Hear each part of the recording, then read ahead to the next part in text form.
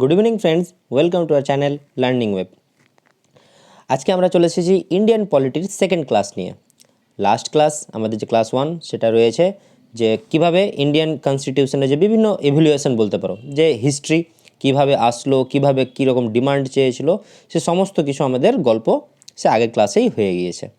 আজকে আমাদের ক্লাস হচ্ছে কি Indian polity class 2, making of the constitution, অর্থাৎ ভারতের যে সংবিধান কিভাবে তৈরি হলো এবং এই তৈরির পেছনে কী কী ঘটনা ঘটেছে সেই সমস্ত কিছু আমাদের আজকে আলোচনা হবে। তাহলে চলো আজকে তাহলে ক্লাস শুরু করা যাক, Indian polity making of the constitution. তো দেখো, আমাদের যদি আলোচনা করি তো প্রথমেই যে নামটা আমাদের উঠে আসবে সেটা হচ্ছে 1934 সালে মানবেন্দ্রনাথ রয় বা এম.এন. রয়। এই এম.এন. রয় একজন কমিউনিস্ট ছিলেন, অর্থাৎ যে সিপিএম বলতে পারো, কমিউনিস্ট পার্টি। তো ভারতে যে কমিউনিস্ট যে আন্দোলন হয়েছিল সেই আন্দোলনের অগ্রদূত বলতে পারো মানবেন্দ্রনাথ রয়, এম.এন. রয়। তো তিনি came up with the idea having a constituent assembly, অর্থাৎ এই যে ভারতের যে সংবিধান যে হবে, এই সংবিধান করার জন্য যে গণপরিষদ, এই গণপরিষদের যে প্রথম যে ধারণা, সংবিধানের প্রস্তাবনা বলতে পারো, প্রথম দিয়েছিলেন কে? মানবেন্দ্রনাথ রয়, অর্থাৎ এম.এন. রয়। তিনি প্রথম এই আইডিয়া নিয়ে এসেছিলেন গণপরিষদের। তারপরে 1935 সাল, নেক্সট ইয়ার, জওহরলাল নেহরুর নেতৃত্বে কংগ্রেসে Indian national Congress official demanded the setting up a constitution assembly for framing the constitution of India. Framing the constitution of India মানে কি? যে ভারতের সংবিধান রচনার জন্য যে গণপরিষদের যে একটা অফিসিয়ালি ডিমান্ড করলো ব্রিটিশ সরকারের কাছে, যে না, আমাদের গণপরিষদ করতে দিতে হবে, তাহলে আমরা ভারতের সংবিধান রচনা করব। তাহলে এই দুটো সাল 1934 এবং 1935 খুব ইম্পর্টেন্ট। তাহলে প্রথমে মাথায় রাখতে হবে যে কনস্টিটিউয়েন্ট অ্যাসেম্বলির প্রথম যে আইডিয়া কে উল্লেখ করেছেন সেটা হবে মানবেন্দ্রনাথ রয়, এম.এন. রয়। এবং অফিসিয়ালি ব্রিটিশ সরকারের কাছে জাতীয় কংগ্রেস ডিমান্ড করলো জওহরলাল নেহরুর নেতৃত্বে। তাহলে মাথায় রাখতে হবে এই দুটো সাল কিন্তু খুব ইম্পর্টেন্ট। তো 1934 হলো, 1935 গেল, এবার আমরা চলে যাব একেবারে 1940 সালে। 1940 সালে কি হলো? তো 1940 সালে এক গল্প আসবে, সেটা হচ্ছে আগস্ট অফার, বা যেটাকে আমরা আগস্ট প্রস্তাব বলে থাকি। তো 1940 সালে আগস্ট প্রস্তাব কি আছে এখানে? তো যদি বলি তো নামটা উল্লেখ করে নাও, lord Linlithgow, then viceroy of India, মানে তখনকার সময় ভারতের ভাইসরয় কে ছিলেন? Lord Linlithgow. তো এই লিনলিথগো কি বলছে? Responded to this demand through the August offer. দেখো ভাইরা কিন্তু সলিড বস।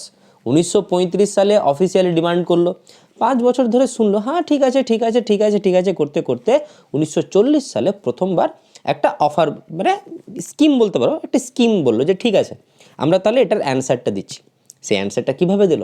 সেই অ্যানসারটা আগস্ট অফারের মানে অফারের মাধ্যমে প্রকাশ করলো ব্রিটিশ সরকার। কি বলছে? দিস প্রপোজাল ইনক্লুডেড, এই প্রস্তাবে কী কী রয়েছে? 1 নম্বর, the establishment of an advisory or council. দেখো টাইম 1940, মানে কি একটা বিশ্বযুদ্ধ হয়ে উঠে আসছে, দ্বিতীয় বিশ্বযুদ্ধ।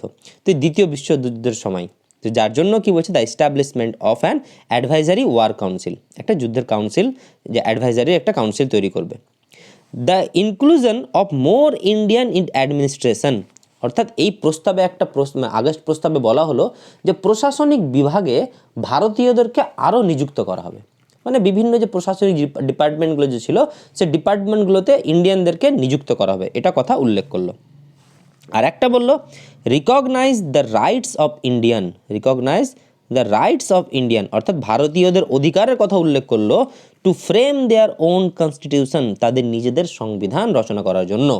কিন্তু after the end of the second world war, অর্থাৎ দ্বিতীয় বিশ্বযুদ্ধ শেষ হওয়ার পর ভারতীয়দের অধিকারকে মানে রিকগনাইজ করলো, উল্লেখ করলো যে হ্যাঁ ভারতীয়দের অধিকার আছে, ভারতীয়রা এই অধিকার পাবে সংবিধান, নিজেদের সংবিধান তৈরি করার জন্য।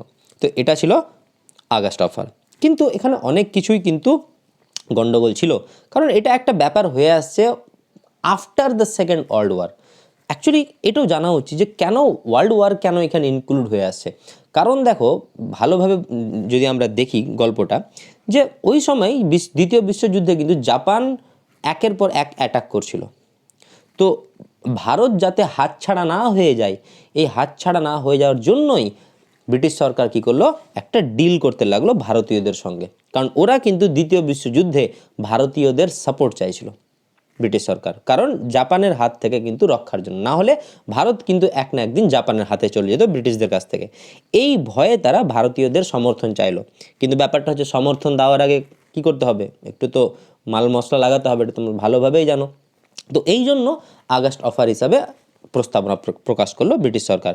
কিন্তু দেখো, this offer rejected by both Congress working committee and the Muslim League. কিন্তু এই আগস্ট প্রস্তাবটা একেবারে বাতিল করে দিল, কংগ্রেসরাও মানল না এবং মুসলিম লীগও মানল না।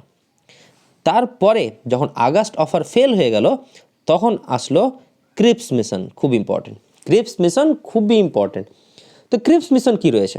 তো প্রথমেই ওই যে একই কেস, দ্বিতীয় বিশ্বযুদ্ধে ভারতীয়দের সমর্থনের জন্য স্যার স্ট্যাফোর্ড ক্রিপস, নামটা দেখবে, sir Stafford Cripps was sent in March 1942, অর্থাৎ 1942 খ্রিস্টাব্দের মার্চ মাসে তাকে বললো যে যাও। কে পাঠালো? তৎকালীন ব্রিটিশ প্রধানমন্ত্রী উইনস্টন চার্চিল। অর্থাৎ চার্চিল, প্রধানমন্ত্রী চার্চিল ক্রিপসকে বললো, স্ট্যাফোর্ড ক্রিপসকে বললো যে যাও, তুমি ভারতে যাও, কিন্তু কিছু নিয়ে যাও, এমনি এমনি কি হাত খালি গেলে কিন্তু হবে না। তো যার জন্য ক্রিপস কিন্তু ভারতে আসলো। কিসের জন্য আসলো? ইট ওয়াজ এন্ট্রাস্টেড, তাদেরকে মানে ভারতীয়দেরকে, with drafting a draft proposal on framing of an independent constitution after the world war two. অর্থাৎ কি বলা হলো? ইট ওয়াজ এন্ট্রাস্টেড, মানে একটা উপনিহিত, একটা ন্যস্ত করা হলো যে ঠিক আছে, এই ক্রিপস আসার পর মানে ন্যস্ত করলো ভারতীয়দেরকে যে ঠিক আছে, আপনারা ভারতীয়রা আপনাদের সংবিধান তৈরি করার জন্য খসড়া তৈরি করবেন, ঠিক আছে, কিন্তু after the world war second, দ্বিতীয় বিশ্বযুদ্ধের পর। তো একই কেস, এই আগস্ট অফার আর ক্রিপস মিশন একই কনসেপ্ট। কারণ ভারতীয়দেরকে এটাই বলছে যে তোমরা সংবিধান রচনা করবে, ড্রাফটিং তোমরা করবে, কিন্তু ব্যাপারটা কখন? After the world war two. এটাই ছিল একটা বিশাল বড় issue. However it is also failed in objectives, অর্থাৎ এর যে উদ্দেশ্য, এই উদ্দেশ্য তো এটাও ফেল হয়ে গেল। কারণ আমরা দেখতে পাচ্ছি আগস্ট অফার এবং ক্রিপস মিশনের মধ্যে বিশেষ কোনো পার্থক্য নেই, জাস্ট একই কনসেপ্ট যে ঠিক আছে তোমরা সংবিধান তো রচনা করবে, তো সংবিধানে তোমরা ড্রাফটিংও শুরু করে দেবে, কিন্তু ব্যাপারটা কি বললো? After the world war state. আর একটা ইম্পর্টেন্ট এখানে ছিল, এটা আমি এখানে উল্লেখ করছি না বা পরে আলোচনা করব, সেটা হচ্ছে এই ক্রিপস মিশনে বলা হলো ভারতীয়দেরকে ডোমিনিয়ন স্টেট বা ডোমিনিয়ন যে একটা স্বীকৃতি, অটোনমি ভারতীয়দেরকে দেবে। ডোমিনিয়ন মানে কি? যে হ্যাঁ, ব্রিটিশদের আন্ডারেই কিন্তু থাকবে। কিন্তু ব্যাপারটা আমরা ভালোভাবে জানি, 1929 যে লাহোর অধিবেশন, যে 1930 মনে হয় 29, সে লাহোর অধিবেশনও কিন্তু জওহরলাল নেহেরু কিন্তু পূর্ণ স্বরাজের আবেদন জানায়। অর্থাৎ ভারতীয়রা চাই তখন ফুল ইন্ডিপেন্ডেন্স, পূর্ণ স্বরাজ চাই, ঠিক না? কিন্তু ব্রিটিশরা বলছে যে না, আমরা ডোমিনিয়ন দিতে রাজি আছি, ঠিক আছে তোমরা স্বাধীন তো হয়ে গেলে, বাট আমাদের আন্ডারেই থাকবে। তো এটা ছিল একটা বিশাল বড় ইস্যু, যেটা কিন্তু অনেকেই মানতে পারেনি, যার জন্য ক্রিপস মিশনও ফেল হয়ে গেল। তো এইটা নিয়ে গান্ধীজি খুব একটা এর ডিসক্রিপশন রয়েছে, দেখো, Gandhiji described Cripps offer of dominion status as a post dated cheque drawn on a crashing bank, মানে একটা ভাওতা ব্যাঙ্ক, সে ভাওতা ব্যাঙ্কের পোস্ট ডেটেড চেক, মানে চেক তো আছে কিন্তু চেকের ডেট পার হয়ে গেছে, কবে আছে পোস্ট ডেটেড কোনো ঠিক নেই। কারণ উল্লেখ কি করছে? তোমাদেরকে গণপরিষদ তোমরা তৈরি করবে, তোমরা সংবিধান রচনার জন্য গণপরিষদ তৈরি করবে, কিন্তু শর্ত কি বলছে? দ্বিতীয় বিশ্বযুদ্ধ শেষ হওয়ার পর।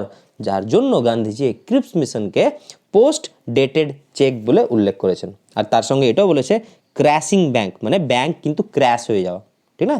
যখন ডেট পার হয়ে যাবে তখন দেখো, একটা চেকের যদি ডেট পার হয়ে যায় তাহলে তোমার চেক থেকে টাকা তুলতে পারবে কি? পারবে না। তো ওই কথাটাই বলছে যে post dated cheque drawn on a crashing bank. Okay, তো এই ছিল ক্রিপস মিশন। এরপরে যদি আমরা আসি, সেটা হচ্ছে ক্যাবিনেট মিশন। দ্বিতীয় বিশ্বযুদ্ধ শেষ, এবার আসলো 1946, 1946 সাল, ক্যাবিনেট মিশন। তাহলে দেখো ক্রমটা বুঝো, 1934-এ মানবেন্দ্রনাথ রয় প্রথমবার আবেদন জানালেন, আইডিয়া, মানে আবেদন না, জাস্ট আইডিয়া নিয়ে এসেছিলেন। 1935-এ তখন যে ভারতের যে official party Indian national Congress, তারা অফিসিয়ালি ডিমান্ড করলো ব্রিটিশ সরকারের কাছে। তারপরে আগস্ট অফার আসলো 1940-এ, ফেল্ড। ক্রিপস মিশন আসলো 1942-এ, ফেল্ড। এবার আসলো ক্যাবিনেট মিশন, কত 1946 সালে। তো বলছে cabinet mission was sent to India, অর্থাৎ ক্যাবিনেট মিশনকেও কী করা হলো, ভারতে পাঠানো হলো, কি with the objective to discuss the transfer of power from the British government to Indian leadership. দেখো মিনিং আছে বস, মিনিং আছে। আগস্ট অফার আর ক্রিপস মিশনে কি বলা হয়েছিল, ওরা এসেছিল এটা বলে যে ঠিক আছে দ্বিতীয় বিশ্বযুদ্ধ শেষ হবে, তারপর তোমাদেরকে একটা অধিকার দেব, ভারতীয়দের অধিকার আছে, ভারতীয়রা নিজেদের সংবিধান রচনা করবে। কিন্তু ক্যাবিনেট মিশন কিন্তু এটার জন্য আসেনি, কারণ ক্যাবিনেট মিশন 1946 সালটা এমন একটা সাল যেখানে ব্রিটিশরাও বুঝতে পেরে গিয়েছে যে আমাদের আর কিচ্ছু হবে না, এবার এখানে আমাদেরকে হ্যান্ড ওভার করতে হবে। তো অ্যাকচুয়ালি ক্যাবিনেট মিশন এসেছিলো ভারতকে হ্যান্ড ওভার করতে। ওই জন্য বলছে দেখো, the cabinet mission was sent to India with the objective, উদ্দেশ্য নিয়ে কি, to discuss the transfer of power, অর্থাৎ ক্ষমতার ট্রান্সফার, স্থানান্তর হবে, from the British government to Indian leadership, কিভাবে ব্রিটিশ সরকার থেকে ভারতীয় নেতৃত্ববৃন্দের কাছে এই ক্ষমতাটা যাবে, এই ক্ষমতাটা যাওয়ার জন্যই ক্যাবিনেট মিশন ভারতে আসে। খুব ইম্পর্টেন্ট, এই ক্যাবিনেট মিশনের 3জন মিনিস্টার ছিল, 3 ক্যাবিনেট মিনিস্টার। কে কে? স্যার পেথিক লরেন্স, যিনি ছিলেন secretary of state of India, important, তখন পেথিক লরেন্স ছিলেন secretary of state. Sir Stafford Cripps ভাই এখানেও আছে, অ্যান্ড এভি আলেকজান্ডার। তাহলে এখানে মাথায় রাখবে ক্যাবিনেট মিশনের 3জন ক্যাবিনেট মিনিস্টার ছিলেন। কে কে? নামগুলো ইম্পর্টেন্ট, স্যার পেথিক লরেন্স যিনি সেক্রেটারি অফ স্টেট ছিলেন, স্যার স্ট্যাফোর্ড ক্রিপস ছিলেন এবং এভি আলেকজান্ডার ছিলেন। ওকে, এই নামগুলো ইম্পর্টেন্ট। তারপর কি হয়েছে দেখো, it held discussion with representatives of British India and the Indian states to set up a constituent body. দেখো এখানে দুটো কথা আসবে, দেখো উল্লেখ করো, একটা হচ্ছে ব্রিটিশ ইন্ডিয়া, একটা হচ্ছে ইন্ডিয়ান স্টেটস, অর্থাৎ ভারতের যে প্রভিন্সগুলো রয়েছে, ইন্ডিয়ান স্টেট প্রভিন্সগুলো, প্রদেশগুলো সেগুলো, এবং ব্রিটিশ ইন্ডিয়া অর্থাৎ যে ব্রিটিশ ভারত, ভারতের যে ব্রিটিশ ভারত বলতে পারো, ঠিক আছে। তো it held discussion with the representative, তাদের রিপ্রেজেন্টেটিভের সঙ্গে আলোচনা হলো এই ক্যাবিনেট মিশনে। এইটা কিন্তু অনেকটা সুবিধাজনক, যেখানে আমরা দেখতে পেয়েছি আগস্ট অফার এবং ক্রিপস মিশন দুটোই বেকার, তাদের কোনো কিছু ডেট, কোনো কিছু অবজেক্টিভ ফাইনালেশন কোনো কিছুই ছিল না। ক্যাবিনেট মিশনটা কিন্তু টোটালি ইন্ডিয়াকে একটা মানে ইন্ডিপেন্ডেন্স দেওয়ার জন্য কিন্তু এসেছিল, যার জন্য এই স্কিমটাকে কিন্তু the scheme was accepted by INC, Indian national Congress and Muslim League, অর্থাৎ ভারতীয় জাতীয় কংগ্রেস এবং মুসলিম লীগ দুজনে এই ক্যাবিনেট মিশনের যে প্রস্তাবগুলোকে কী করলে অ্যাকসেপ্ট করলো। তাহলে এই হচ্ছে ইন্ডিয়ান কনস্টিটিউশন অ্যাসেম্বলির ইতিহাস, যে কীভাবে আসলো। তাহলে আমরা আরেকবার বলি, 1934 Manabendranath Roy idea, 1935 National Congress officially demand করলো, আগস্ট অফার 1940 লর্ড লিনলিথগো, ঠিক না, ভাইসরয় ছিলেন তখন, ক্রিপস মিশন আসলো যেটা ফেল্ড হলো, দুজনেই ফেল হলো, মানে আগস্ট অফারও ফেল, ক্রিপস মিশনও ফেল। তারপরে আসলো কে? Cabinet mission. ক্যাবিনেট মিশনের উদ্দেশ্য বাকি দুটোর থেকে কিন্তু আলাদা ছিল। এখানে বলা হয়েছিল যে কীভাবে পাওয়ার ডিস্ট্রিবিউশন হবে from British government to Indian leadership. এখানে 3জন মিনিস্টার ছিলেন, Pethick Lawrence, Stafford Cripps and A V Alexander. এটাকে আইএনসি, ইন্ডিয়ান ন্যাশনাল কংগ্রেস এবং মুসলিম লীগ অ্যাকসেপ্ট করলো। ওকে, বাস এবার হলো তাহলে যেহেতু পাওয়ার ডিস্ট্রিবিউশনের গল্প হয়ে গেল, অর্থাৎ ক্যাবিনেট মিশন আসলো, এসে ভারতীয় যে নেতৃত্ববৃন্দ, বলতে গেলে তখন সরকারি পার্টি দুটোই, মেজর পার্টি, একটা ইন্ডিয়ান ন্যাশনাল কংগ্রেস আর একটা মুসলিম লীগ। তো এবার কী বলছে, তো ওই যে দুটো পার্টি, ইন্ডিয়ান ন্যাশনাল কংগ্রেস এবং মুসলিম লীগ, এরা দুজনেই অ্যাকসেপ্ট করলো এবং এরা তাহলে নিজেদের মতো করে একটা প্ল্যানিং করতে লাগলো যে কী করা যাবে। তো যার জন্য আমাদের স্টার্ট হবে কি, formation of A constituent assembly. Constituent assembly মানে কি, গণপরিষদ, অর্থাৎ গণপরিষদের ফরমেশন, গঠন, গণপরিষদের কি কাজ, সমস্ত কিছু আমরা আলোচনা করব। ওকে, চলো শুরু করি। তো কি বলছে, the constituent assembly was constituted in November 1946। তাহলে প্রথম লাইনটা কি বলছে, যে গণপরিষদ তাহলে কত সালে মানে স্থাপিত হয়, 1946 সালে। টাস্ক, কাজ কি এই গণপরিষদে, কনস্টিটিউয়েন্ট অ্যাসেম্বলির কাজ কি, two frame a constitution for India, অর্থাৎ ভারতের সংবিধান রচনা। তার মানে দেখো, ভারতের সংবিধান কেউ একজন তৈরি করেনি, ভারতের সংবিধান কোনো অফিসিয়াল পার্টি তৈরি করেনি, ভারতের সংবিধান তৈরি করেছে কনস্টিটিউয়েন্ট অ্যাসেম্বলি, গণপরিষদ, মাথায় রাখবে। কম্পোজিশনটা দেখো, গণপরিষদের টোটাল মেম্বার কতজন ছিলেন, কারণ দেখো ভারতের সংবিধান রচনা করবে, তো ভারতের সংবিধান রচনা মালদাবাসী করবে না, ভারতের সংবিধান রচনা কলকাতাবাসী করবে না, ভারতের সংবিধান রচনা করবে ভারতবাসী। তো যার জন্য টোটাল 389 জন representative from the entire India, অর্থাৎ সমগ্র ভারত থেকে 389 জন রিপ্রেজেন্টেটিভ ছিল এই গণপরিষদের। কিভাবে? This included 296 representative from British India, অর্থাৎ যে ব্রিটিশের আন্ডারে যে ভারত ছিল সে ব্রিটিশ ইন্ডিয়ার 296 জন রিপ্রেজেন্টেটিভ ছিল। And 93 seats were allocated to the princely state, অর্থাৎ যে দেশীয় রাজ্যগুলো ছিল, ঠিক না, যে সেই দেশীয় রাজ্যগুলোর থেকে 93টা সিট ছিল, যেমন হায়দ্রাবাদ ছিল, কাশ্মীর ছিল, তারপর কি ইন্দোর, মধ্য ভোপালে কিছু একটা ছিল, ঠিক আছে, জুনাগড় ছিল। তো এই হচ্ছে কেসটা, যে 389টা রিপ্রেজেন্টেটিভ ছিল ভারত থেকে, সমগ্র ভারত থেকে, যার মধ্যে নম্বরগুলো ইম্পর্টেন্ট, 296 রিপ্রেজেন্টেটিভ ছিল ব্রিটিশ ইন্ডিয়ার তরফ থেকে এবং 93টা সিট ছিল কোথায়, ওই বিভিন্ন দেশীয় রাজ্য থেকে। এবার প্রশ্ন হচ্ছে কম্পোজিশনটাকে অ্যালোকেটেড কীভাবে করা হয়, সিট কীভাবে ভাগ ছিল? এটা তো না যে বাংলা থেকে বেশি আসবে, তামিলনাড়ু থেকে কম আসবে, বা গুজরাট থেকে কম আসবে, বা মধ্যপ্রদেশ থেকে বেশি আসবে, তা না, ওইরকম নিয়ম ছিল না। নিয়মটা কী ছিল? Every province and princely state was to be allotted seats in proportion to they are, এটা দেয়ার হবে, টু দেয়ার রেসপেক্টিভ পপুলেশন, অর্থাৎ জনসংখ্যার বিচারে, ঠিক না? অর্থাৎ যদি আমি বলি যে ওয়েস্ট বেঙ্গলে জনসংখ্যা যদি বেশি হয়, তো নিশ্চয়ই ওয়েস্ট বেঙ্গল থেকে রিপ্রেজেন্টেটিভ কী হবে, বেশি হবে। সিকিম সিকিম সিকিম তো তখন হয়নি, বাট আমি যদি বলি ছোটো কোনো কিছু একটা এরিয়া, ধরো কী বলবো, ধরো পুনে এরিয়াটা, বা পুনে তো বেশি হবে, পুনে ধরে নাম, তো ধরো পুনে তো অল্প এরিয়া আছে, তো পুনে থেকে রিপ্রেজেন্টেটিভ কম হবে। তো ব্যাপারটা এটাই বলতে চাইছে যে যেখানে যে এই যে অ্যালোকেশনটা, এই যে সিটিং অ্যারেঞ্জমেন্টটা, এই সিটিং অ্যারেঞ্জমেন্টটা কিন্তু কি হয়েছিল, জনসংখ্যার বিচারে হয়েছিল। যেটা এখন আমরা জানি যে দেশ, যে প্রদেশে বা যে রাজ্যে জনসংখ্যা বেশি, সেখানে কি হয়, লোকসভার পার্লামেন্টের মেম্বার সংখ্যাও কী হয়, বেশি হয়, যেমন উত্তরপ্রদেশে সবচেয়ে বেশি আছে। তো এইরকম কেস যে জনসংখ্যার বিচারে করা হয়েছিল। তো এটা অনেক সময় কোশ্চেন পড়তে পারে যে কনস্টিটিউয়েন্ট অ্যাসেম্বলির যে মেম্বারশিপটা, অ্যালোকেটেড সিটটা, এটা কিসের অনুপাতে ভাগ করা হয়? তোমার বলতে পারে আয়তনের বেসিসে বলতে পারে, রাজ্যের ক্ষেত্রফলের বেসিসে বলতে পারে, জনসংখ্যার বেসিসে বলতে পারে। তো অ্যান্সার কী হবে, জনসংখ্যার বেসিসে। কি বলছে? For 1 million population there was to be 1 representative. 1 million, আমরা এখন ইউটিউবের যুগ, ভালোভাবে জানি 1 মিলিয়ন মানে কত, 10 লাখ, মনে হয় যত সময় 1 মিলিয়ন মানে 10 লাখ। তাহলে ফর 1 মিলিয়ন পপুলেশন, 10 লক্ষ পপুলেশন জনসংখ্যায় একজন কী হবে, রিপ্রেজেন্টেটিভ থাকবে। ওটাই বলছে for 1 million population there was to be 1 representative. Okay, তার মানে আনুপাতিক ভাগ হারটা 10 লক্ষ ইস টু 1 করে আসছিল, 10 লাখ পপুলেশন, একজন রিপ্রেজেন্টেটিভ। ওকে, আর ব্রিটিশ, এটা কিন্তু সবার মধ্যে ছিল, এটা কিন্তু প্রিন্সলি স্টেট এবং বিভিন্ন যে প্রভিন্স ছিল, প্রদেশ, সবার মধ্যে কিন্তু এটা ভাগ করা হয়েছিল। তারপর in British provinces allocated seats were divided among the 3 communities, Muslim, Sikhs and general. আবার দেখো, যেগুলো ব্রিটিশ প্রভিন্স যেগুলো ছিল, সে ব্রিটিশ প্রভিন্সগুলোতে কিন্তু সিটগুলোকে ভাগ করা হয়েছিল বিভিন্ন কমিউনিটিজ, জাতির বেসিসে। কোন কোন জাতি? মুসলিম জাতি, শিখ জাতি এবং জেনারেল। এই জেনারেলের মধ্যে অ্যাকচুয়ালি কারা হবে, মুসলিম এবং শিখ বাদে বাকি সবাই, যেখানে হিন্দু, খ্রিস্টান সমস্ত কিছু অ্যাড হয়ে যাবে।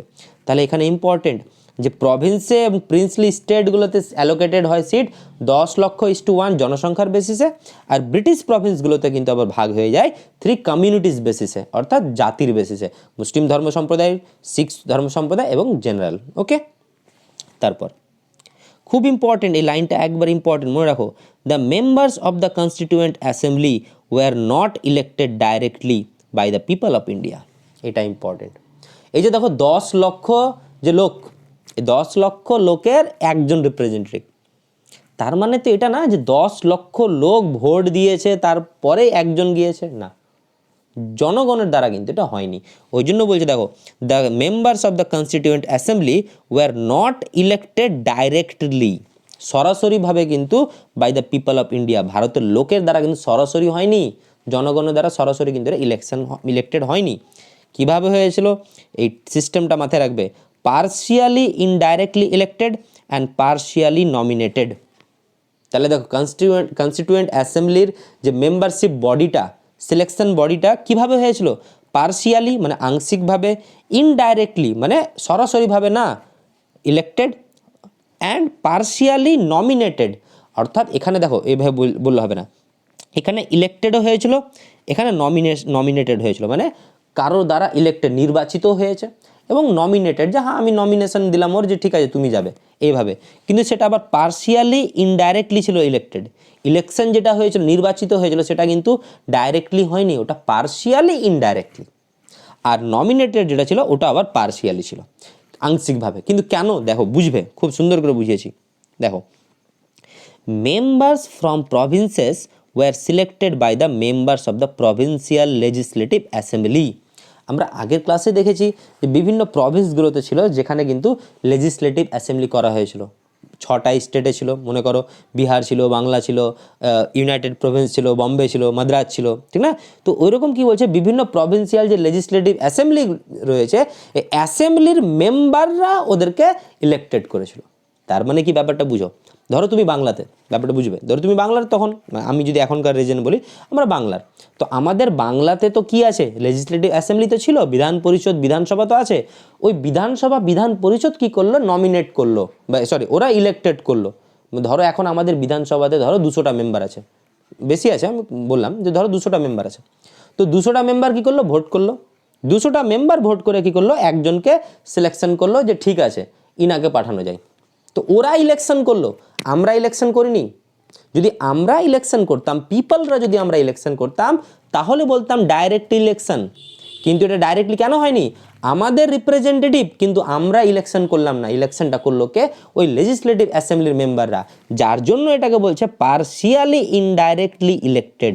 এবার বুঝাতে পেরেছি, পার্শিয়ালি ইনডাইরেক্টলি ইলেক্টেড। এটা যদি এরকম হতো যে আমরা, আমাদের বাংলাতে এখন 10 কোটি জনগণ, তো আমরা যদি ভোট দিয়ে যদি কাউকে সিলেক্ট করি, মদন মিত্র কাকুকে, তাই না, তাহলে ধরো কি হবে, সেটা পার্শিয়ালি হবে না, সেটা হবে ডাইরেক্টলি ইলেক্টেড। বাট এটা ডাইরেক্টলি না, এটা ইনডাইরেক্টলি, আমাদের হয়েই তো যাচ্ছে, সেজন্য ইনডাইরেক্টলি, কিন্তু পার্শিয়ালি মানে আমরা করছি না, সে বিধানসভা বিধান পরিষদের মেম্বাররা কী করছে, ইলেক্টেড করছে। বুঝাতে পারলাম? তাহলে এটা তো একটা হয়ে গেল স্যার। এটা কি আছে, পার্শিয়ালি নমিনেটেড বডি স্যার। দেখো এটা তো গেল ব্রিটিশ ইন্ডিয়ান প্রভিন্সের কেস। এবার কি বলছে, ইন প্রিন্সলি স্টেট, অর্থাৎ যেগুলো দেশীয় রাজ্য, কাশ্মীর, নিজাম, জুনাগড়, ওইখানে কি হবে, ওইখানে কি বলছে, the representative were to be nominated by the heads of princely state. অর্থাৎ দেশীয় রাজ্যের যে মেন হত্যাকর্তা, ও বলছে যে না আমার রাজ্য থেকে এই যাবে, ঠিক আছে। তার মানে কেউ বলে দিল, ধরো এখন হায়দ্রাবাদ আছে, ঠিক না, হায়দ্রাবাদ দেশীয় রাজ্য, তো হায়দ্রাবাদ রাজ্যের যে ধরো যে প্রধান তখন ছিল, ও হয়তো বলেছিল যে আমার তরফ থেকে এখানে রজনীকান্ত যাবে, আমার তরফ থেকে কেউ বললো আল্লু অর্জুন যাবে। তো ব্যাপারটা এটা যে ওরা যে দেশীয় রাজ্যের যে প্রধান ছিল, সে যে হত্যাকর্তা, যে লিডার ছিল, যে রাজা ছিল, সে কি করলো, সে বলে দিল যে আমার তরফ থেকে এনাকে পাঠানো হলো, তো এটা তো নমিনেটেড হলো, এটা তো ইলেকশন কোনো কিছু হলো না, যার জন্য এটাকে বলছে পার্শিয়ালি নমিনেটেড বডি। তাহলে বুঝতে পারছো, রিপ্রেজেন্টেটিভ গোটার কিন্তু মানে রিপ্রেজেন্টেটিভ কিন্তু পুরো ভারতেরই ছিল, পুরো ভারতের জনগণেরই ছিল, কিন্তু সেটা ইনডাইরেক্টলি বডি ছিল। তো পার্শিয়ালি ইনডাইরেক্টলি ইলেক্টেড যেটা প্রভিন্সগুলো থেকে দেখতে পেয়েছি, আর প্রিন্সলি স্টেট দেশীয় রাজ্য থেকে দেখতে পাবো কি পার্শিয়ালি নমিনেটেড বডি। কার দ্বারা নমিনেটেড হতো, the head of the princely state. বুঝাতে পেরেছি, কোনো অসুবিধা নেই, গুড। নেক্সট, তারপর কি বলছে, initially the princely state did not participate in the assembly. দেখো এটা কিন্তু গল্প, প্রথম ক্ষেত্রে যখন কনস্টিটিউয়েন্ট অ্যাসেম্বলি শুরু হবে সেই সময় কিন্তু তারা অংশগ্রহণ করতে চেয়েছিল না। কেন, they wanted to establish and rule their independent state. অর্থাৎ তারা চেয়েছিল যে আমরা, যেমন এটা আমরা পরবর্তীতে ক্লাসগুলোতে আলোচনা হয়ে যাবে যে কীভাবে কী হয়, কয়েকটা রাজ্য কিন্তু এরকম হয়েও ছিল যে বিভিন্ন রাজ্যরা কিছু, সব রাজ্যগুলো এটাই চেয়েছিল, দেশীয় রাজ্যগুলো, যে আমরা আমাদের নিজস্ব সংবিধান রচনা করব। ঠিক আছে, আমরা পড়বো পরে, যেমন কাশ্মীর, হায়দ্রাবাদ, জুনাগড়, ঠিক আছে, তো তারা এটাই চেয়েছিল যে আমরা আমাদের সংবিধান হব, আমরা ভারতীয়র আন্ডারে থাকবো না, আমাদের নিজস্ব একটা সংবিধান থাকবে। ঠিক আছে, এটা নিয়ে হিস্ট্রি আছে, পরে আমরা আলোচনা করব পরবর্তী ক্লাসগুলোতে। তো তারা এই জন্য প্রথম ক্ষেত্রে কিন্তু অংশগ্রহণ করেছিল না। Initially the princely state did not participate in the assembly. কেন? They wanted to establish and rule their independent state. তাদের স্বাধীন রাজ্যের জন্য তারা সংবিধান, তাদের স্বাধীন রাজ্যের জন্য আইন তৈরি করতে চেয়েছিল। কখন? After the exit of British administration, অর্থাৎ যখন ব্রিটিশ সরকার বা ব্রিটিশ প্রশাসন যখন ভারত থেকে চলে যাবে, তখন যেমন ভারতের যে বিভিন্ন সংবিধান হচ্ছিল, তখন তারা চেয়েছিল যে আমরাও আমাদের নিজস্ব আইন বানাবো, আমরা কারো আন্ডারে থাকবো না। এটা একটা কেস ছিল। ঠিক আছে, পরবর্তীতে এগুলো সব মিটে যাবে। এখন শুনো, the constituent assembly Das formed included all important personalities at the time. অর্থাৎ ওই সময় যতগুলো বিখ্যাত পার্সোনালিটি ছিল, ব্যক্তিত্ব ছিল, সবাই প্রায় সে কনস্টিটিউয়েন্ট অ্যাসেম্বলিতে যোগদান করেছিল, with the exception of Mahatma Gandhi. Mahatma Gandhi কিন্তু গণপরিষদের কোনো মেম্বারশিপ ছিলেন না। ইম্পর্টেন্ট, এরকম 4টা অপশন দিয়ে দিল যে রাজেন্দ্র প্রসাদ, মৌলানা আবুল কালাম আজাদ, জওহরলাল নেহরু এবং মহাত্মা গান্ধী, এদের 4 জনের মধ্যে কে গণপরিষদের মেম্বার ছিলেন না? তো অ্যান্সার হবে কি? মহাত্মা গান্ধী। ওকে, তো দেখো প্রিন্সলি স্টেট আসলো, বিভিন্ন রিপ্রেজেন্টেটিভ আসলো, এসে কী হলো? তাহলে গণপরিষদের ইলেকশন হলো। গণপরিষদের ইলেকশনের পর আইএনসি অর্থাৎ Indian national Congress won 208 seat, অর্থাৎ 208টা সিটের মধ্যে জাতীয় কংগ্রেস কিন্তু 208টাতে জিতে নেয়। মুসলিম লীগ জেতে 73টা সিট, অ্যান্ড আদার্স যে ছোটো পার্টিগুলো ছিল সেই পার্টিগুলো থেকে রিমেনিং 15টা সিট তাহলে জয়লাভ করে। ঠিক আছে, তাহলে দেখো এই 293টা যে সিট যে নিয়ে ইলেকশন, দেখো ব্যাপারটা বুঝবো।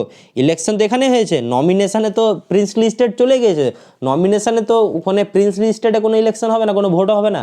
ভোটটা কোথায় হয়েছে? এখানে, যেখানে 208টা কংগ্রেস পেয়েছিল, 73টা পেয়েছিল মুসলিম লীগ, আর বাকি 15টা পেয়েছিল কি বিভিন্ন ছোটো পার্টি। তাহলে 296-এর মধ্যে তাহলে গল্পতালিটা হয়ে গেল। বুঝতে পেরেছি ব্যাপারটা? ঠিক আছে, তাহলে এই ছিল কি formation of the constituent assembly.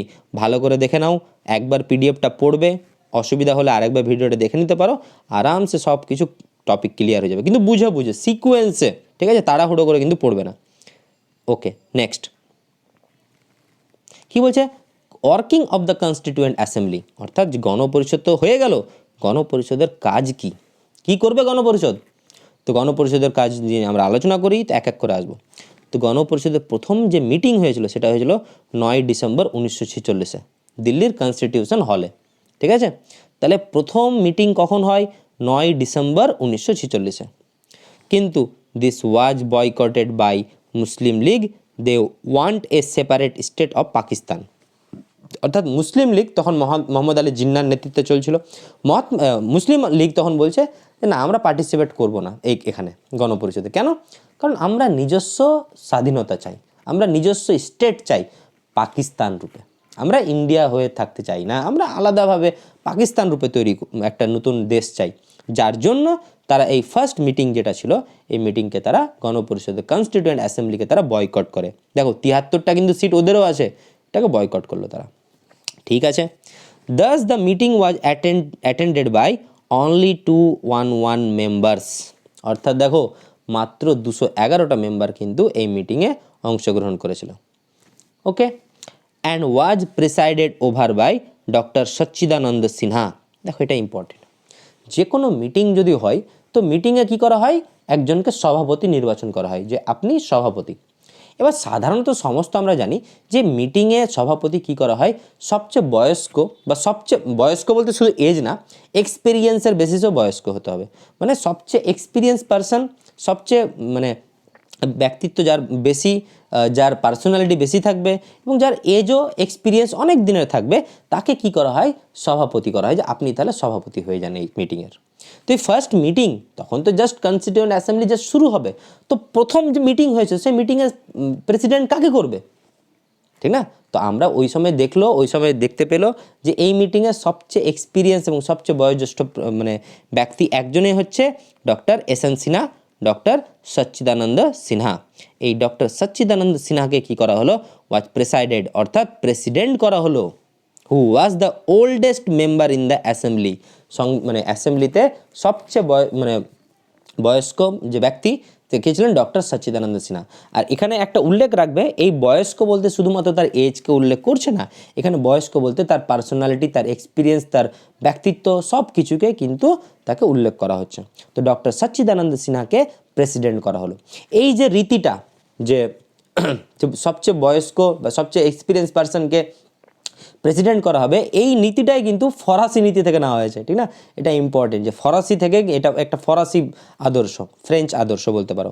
তো যাই হোক, ডক্টর সচ্চিদানন্দ সিনহাকে কী করা হলো? প্রেসিডেন্ট করা হলো। কিন্তু letter in their second meeting 11 December, 11 December যে নেক্সট যে মিটিং হলো, ওই মিটিংয়ে অফিসিয়ালি ডক্টর রাজেন্দ্র প্রসাদকে কী করা হলো? Was elected as the president of the assembly. অর্থাৎ 9 ডিসেম্বর প্রথম মিটিং হলো, প্রথম সভা হলো। প্রথম সভাতে কী করলো? সবচেয়ে যে বয়স্ক ডক্টর সচ্চিদানন্দ সিনহা, তাকে কী করা হলো? প্রেসিডেন্ট করে দেওয়া হলো, যে আপনি তাহলে এটাতে প্রেসিডেন্ট করেন। কিন্তু 11 ডিসেম্বর যে পরবর্তী যে মিটিংটা হলো, ওই মিটিংয়ে অফিসিয়ালি রাজেন্দ্র প্রসাদকে কী করে দেওয়া হলো? ওই মেম্বার মানে প্রেসিডেন্ট করে দেওয়া হলো গণপরিষদের। ওকে, এবং সেখানে ওই 11 ডিসেম্বরই মাথায় রাখবে, সেই 11 ডিসেম্বর আবার দুইজনকে ভাইস প্রেসিডেন্টও করা হলো। কারা? এইচ.সি. মুখার্জি অ্যান্ড ভি.টি. কৃষ্ণমাচারী। মাথায় রাখবে, এইচ.সি. মুখার্জি অ্যান্ড ভি.টি. কৃষ্ণমাচারীকে কী করা হলো? ভাইস প্রেসিডেন্ট করা হলো। তারপর কি বলছে? তাহলে এখানে আমরা কি দেখতে পেলাম? একটু যদি আমরা সিঙ্ক্রোনাইজটা দেখে নিই, যে 9 মিটিং, প্রথমবার মিটিং হলো গণপরিষদের। মুসলিম লীগ কী করলো? অ্যাকসেপ্ট করলো না, কারণ ওরা পাকিস্তান চেয়েছিল আলাদাভাবে, বাদ দিলাম। 211 জন এখানে অংশগ্রহণ করেছিল, এবং ওই মিটিংয়ের যে প্রেসিডেন্ট কাকে করা হয়েছিল? সচ্চিদানন্দ সিনহাকে। কেন করা হয়েছিল? যে তিনি ছিলেন সবচেয়ে বয়স্ক এবং সবচেয়ে এক্সপিরিয়েন্স। তারপর 11 ডিসেম্বর নেক্সট মিটিং হয়, এবং নেক্সট মিটিংয়ে রাজেন্দ্র প্রসাদ, তাকে কী করা হলো? প্রেসিডেন্ট সিলেক্ট করা হলো, এবং তার সঙ্গে সঙ্গে দুইজন ভাইস প্রেসিডেন্ট করা হয়, এইচ.সি. মুখার্জি অ্যান্ড ভি.টি. কৃষ্ণমাচারী। এইচ.সি. মুখার্জি অ্যান্ড ভি.টি. কৃষ্ণমাচারী।